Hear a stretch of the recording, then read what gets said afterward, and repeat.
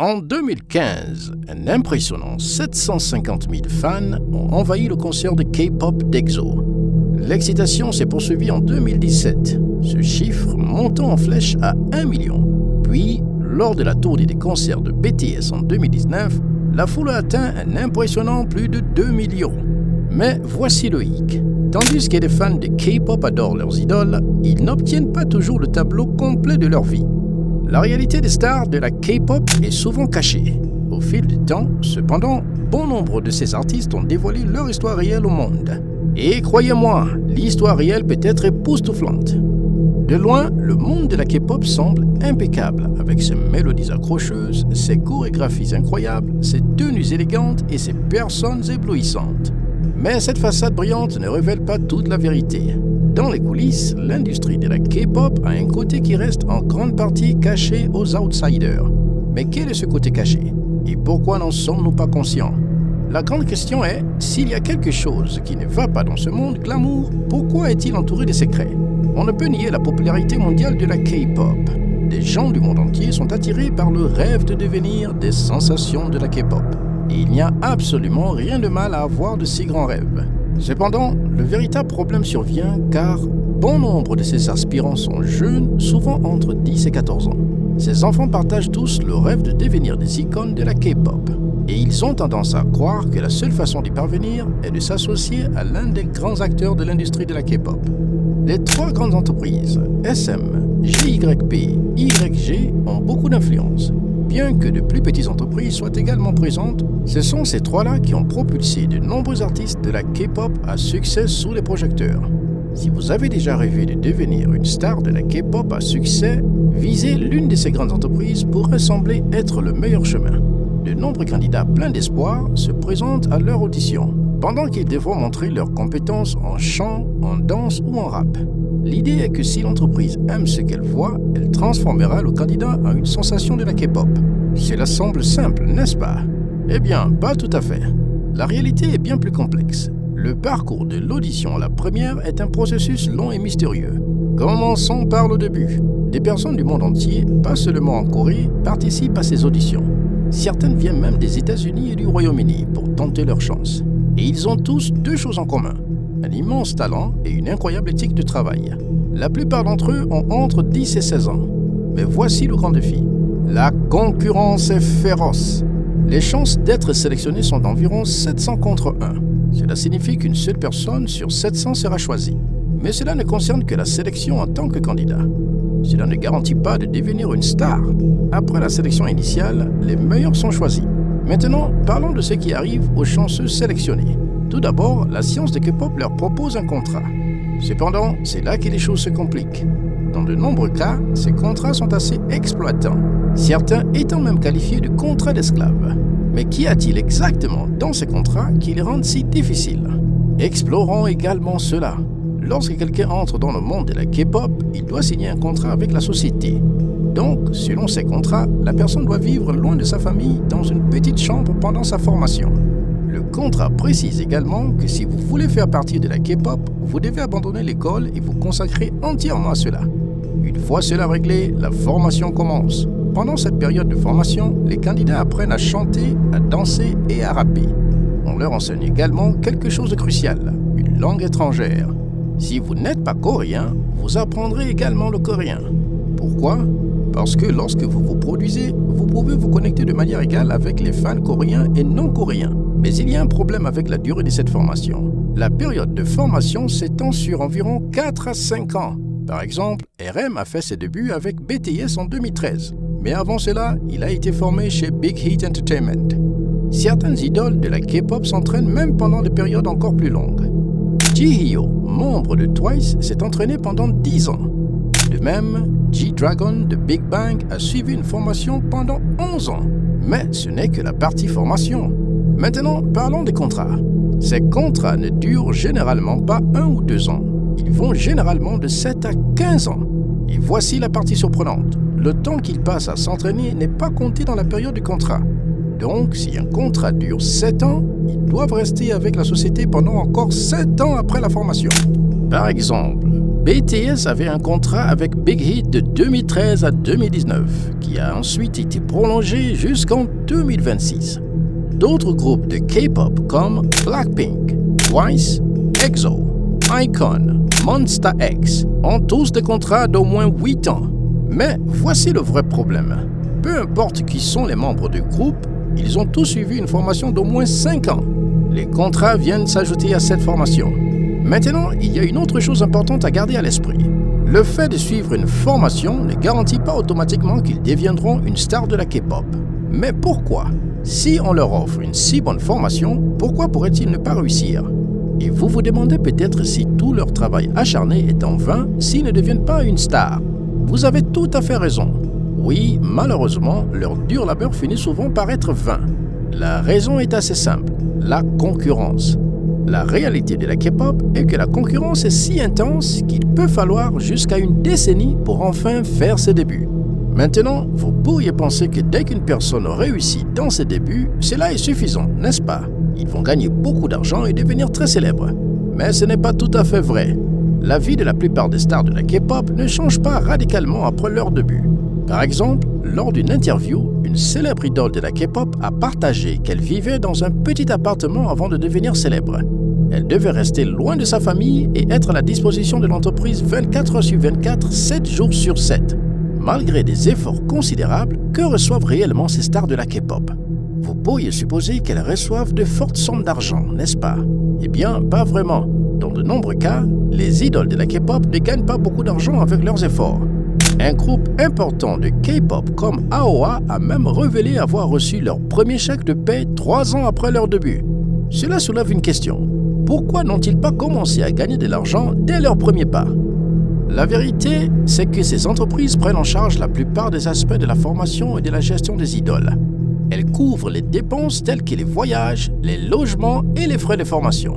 En conséquence, ces entreprises s'attendent à un retour sur leur investissement. Pour ce faire, elles suivent un système spécifique.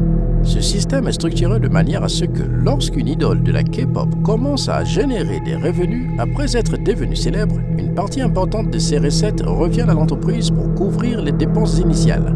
Mais voici la nuance.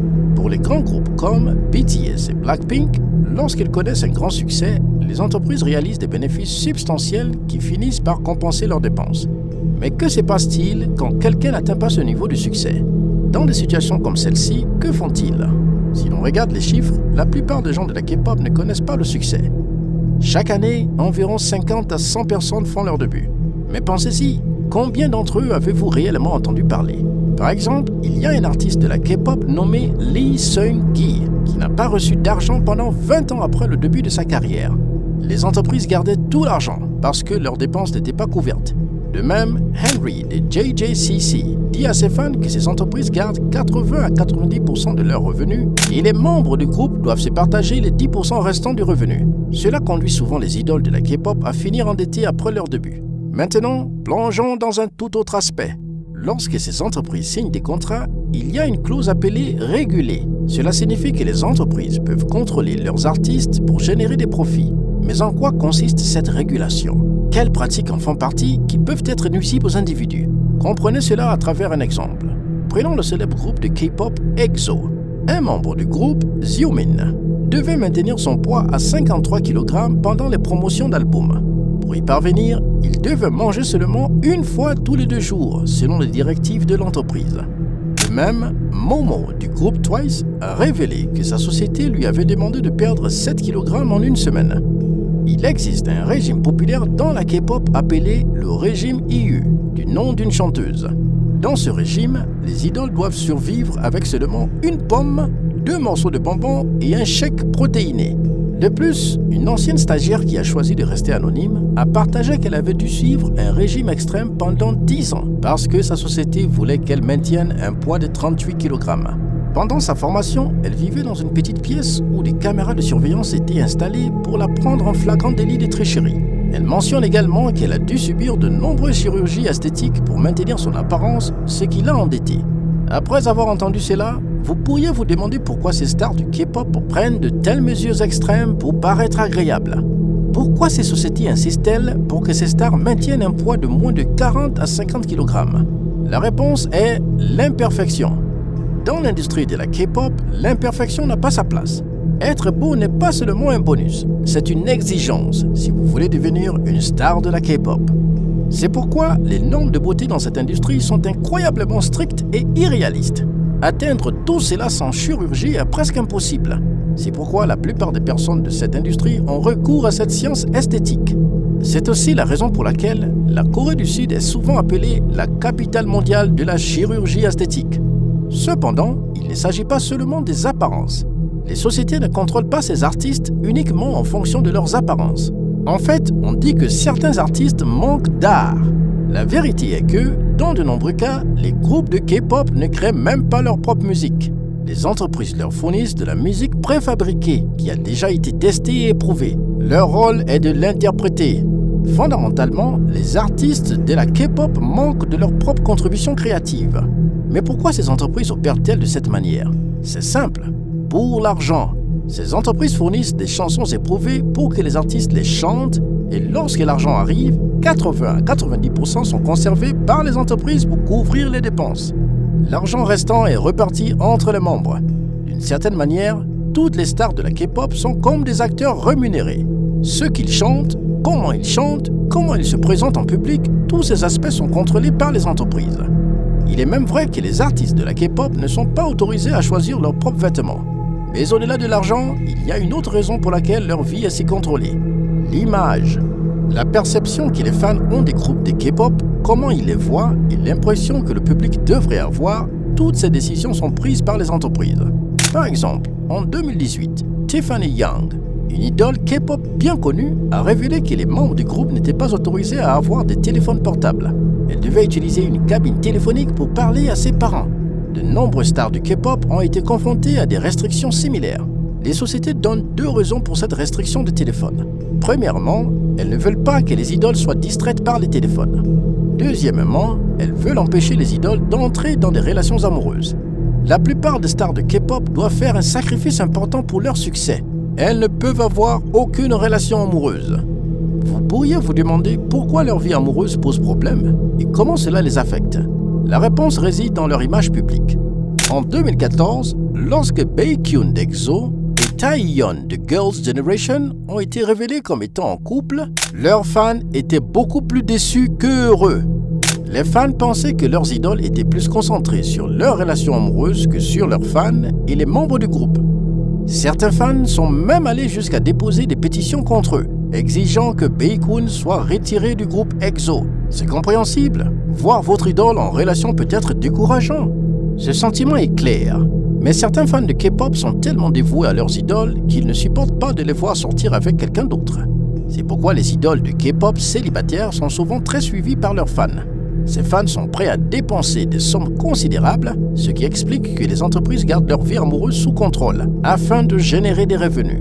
C'est aussi ce qui explique que la plupart des groupes de K-pop soient exclusivement masculins ou féminins, car cela contribue à maintenir l'image souhaitée. Les entreprises veulent éviter de donner l'impression que les membres du groupe nouent des relations entre eux, d'où l'importance accordée au maintien d'une certaine image. Aujourd'hui, la culture des fans de K-pop est devenue toxique. Si une idole de la K-pop ne répond pas aux attentes de ses fans, elle peut faire l'objet de nombreuses intimidations sur les réseaux sociaux. Parfois, ces intimidations sont si intenses qu'il est difficile de croire qu'une célébrité sociale puisse être prise pour cible de cette manière.